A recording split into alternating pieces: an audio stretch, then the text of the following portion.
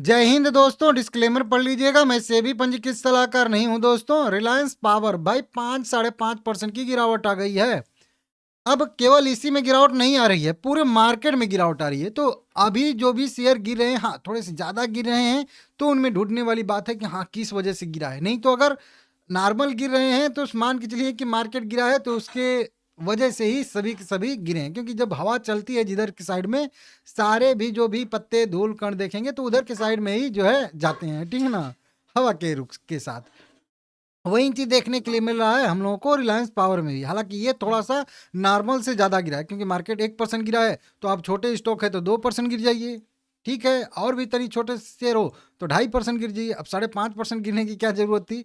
तो ठीक है, और भी शेयर गिर रहे हैं 5-5%, 6-6%, 4-4%। तो उसकी वजह से भी ये है। तो कुल मिला के गिरावट का तो मेन कारण मार्केट ही है। 28 रुपये 32 पैसे पे ट्रेड कर रहा है। और यहाँ पे देखेंगे तो 5.5 करोड़ इक्विटी शेयर इसमें टोटल आज ट्रेड हुआ है। 150 करोड़ रुपए के टोटल शेयर यहाँ पे बाय सेल होते हुए दिखे हैं, और 41% का यहाँ पे डिलीवरी परसेंटेज देखा जा रहा है। मार्केट में 1% की सीधा सीधा कह लीजिए गिरावट देखने के लिए मिल रही है। और पिछले एक हफ्ते से कह लीजिए, पिछले 5-6 ट्रेडिंग सेशन से मार्केट बिल्कुल एकदम बहुत ज़्यादा निगेटिव मतलब हो गया है। मतलब नॉर्मल तो रहता है कि ठीक है, एक दिन तेजी एक दिन मंदी। अभी जिस स्पीड से गिर रहा है वो थोड़ा सा दिक्कत है। 25,000 के लेवल पे आ चुका है, समझ सकते हो आप लोग, ठीक है ना। और ये लेवल ब्रेक होगा तो और भी नीचे के साइड में गिरावट हो सकती है। थोड़ा सा दिक्कत है, मार्केट में प्रेशर है। रिलायंस इंफ्रा की बात करेंगे दोस्तों, तो रिलायंस इंफ्रा में भी 141 रुपये पे वहीं कैंडल क्लोज किया है सोमवार के दिन का ही। और अभी भी आईआरपी स्टेज 1 में शामिल है। और अभी भी इसकी मतलब ट्रेडिंग अगली जो है वही 27 जनवरी 2026 को होगी, ठीक है ना। और उसके बाद आप लोगों को याद दिला दूं यहीं पे कि 30 जनवरी को इसका रिव्यू भी होने वाला है, ठीक है ना।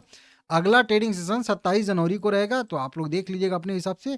और फिर उसके बाद जो है 30 जनवरी को इसके जो है वही आईआरपी स्टेज 1 का रिव्यू भी होगा। जरूरी नहीं है उस दिन बाहर आ जाएगा, लेकिन नॉर्मल देखा जाता है कि बाहर आ जाता है, ठीक है ना। तो 30 जनवरी को शाम को इसका रिव्यू होगा। जब भी होगा आप लोगों को बताऊंगा, मुझे याद दिला दीजिएगा आप लोग 4 बजे के आसपास, ठीक है ना। अब छोड़िए, और क्या खबरें हैं। देखिए खबरें और कुछ नहीं है, वहीं बुल्लू में बढ़ोतरी आई है, तेजी का संकेत दे रहा है, मंदी का संकेत दे रहा है।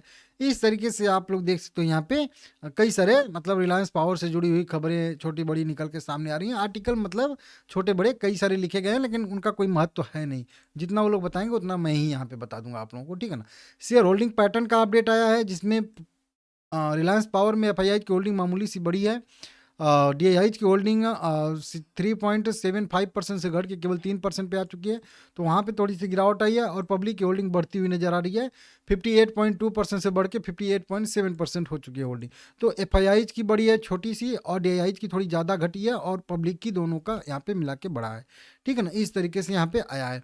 तो इसी तरीके से इंफ्रा का भी आया था, मैं बताया था, इसकी वीडियो बना चुका हूँ, ठीक है ना। अब देखिए बात करेंगे इसके चार्ट की, तो चार्ट पे अगर वीकली चार्ट निकालोगे आप लोग, तो फिर से अब एक जो है निगेटिव क्रॉस ओवर यहाँ पे लगभग हो रहा है। मतलब 100 DMA मूविंग एवरेज को 20 DMA मूविंग एवरेज ऊपर के साइड से नीचे क्रॉस करने वाला है। अभी किया नहीं, करने वाला। लेकिन उसके पहले जब यहाँ पे 20 DMA और 50 DMA का क्रॉस ओवर हुआ था वीकली चार्ट पे, ठीक है ना, तभी मैं बता दिया था कि अब इसमें थोड़ा सा दबाव। और तभी उसी समय वो वाली पहली न्यूज आई थी, ये जब ईडी उडी की जो छापेमारी उपमारी हुई थी, तब ये जो गिरावट आई थी। और उसके बाद भी यहाँ तक तो ठीक था, सस्टेन किया था। लेकिन जब यहाँ से ब्रेक डाउन दिया, तभी मैं आप लोगों को बता दिया था कि 38 रुपये इस तरीके से सपोर्ट नीचे हैं, लेकिन जरूरी नहीं है कि कोई सपोर्ट लेगा, और वहाँ से भी गिरावट की संभावना लगातार बनी रहेगी। अगला सपोर्ट मैं आप लोगों को 25 रुपये का बताया हूँ, ठीक है ना, क्योंकि 38 रुपये वाला सपोर्ट था, लिया था, ब्रेक किया। डेली पे ये चीज़ समझ में आएगी ज़्यादा अच्छे से। यहाँ पे यहाँ तक तो ठीक था सब कुछ, ठीक है ना। मतलब 43 के ऊपर ऊपर जब टिका था, तो कई सारे मूविंग एवरेज को यहाँ पे ऊपर भी था, कई सारे वहीं पे ट्रेड करा था ऐसे ऐसे। तो वो तो था कि चलिए एक न्यूज की वजह से थोड़ी सी गिरावट आई, और उसके बाद प्राइस सस्टेन कर गया, तो फिर अब जो है ठीक है ये वाला गिरावट, ये यहाँ तक तो। लेकिन जब इसके बाद क्रॉस किया नीचे के साइड में, तब मैं आप लोगों को बता दिया था कि अब जब तक फिर से इसमें जो 38 रुपये वाला लेवल ये ब्रेक नहीं होता है ऊपर की साइड में, तब तक जो है इसमें दिक्कतें बनी रहेंगी। सॉरी 38 बोल रहा हूँ, 43 वाला लेवल, 44 वाला। तो ये एक रेजिस्टेंस बड़ा वाला बता दिया था आप लोगों को। जब तक 44 के नीचे नीचे रहेगा, सारे के सारे मूविंग एवरेज के नीचे ही है, तो अभी इसमें दिक्कत रहेगा। और जब भी इसमें एक पुल बैक आएगा, हर बार 20 डीएमए को टच कर करके रिटेस्ट कर करके इसमें गिरावट आती रहेगी। कई बड़ा रिटेसमेंट आएगा तो 50 डीएमए तक जाएगा, 50 डीएमए को भी टच कर करके नीचे आना शुरू कर देगा।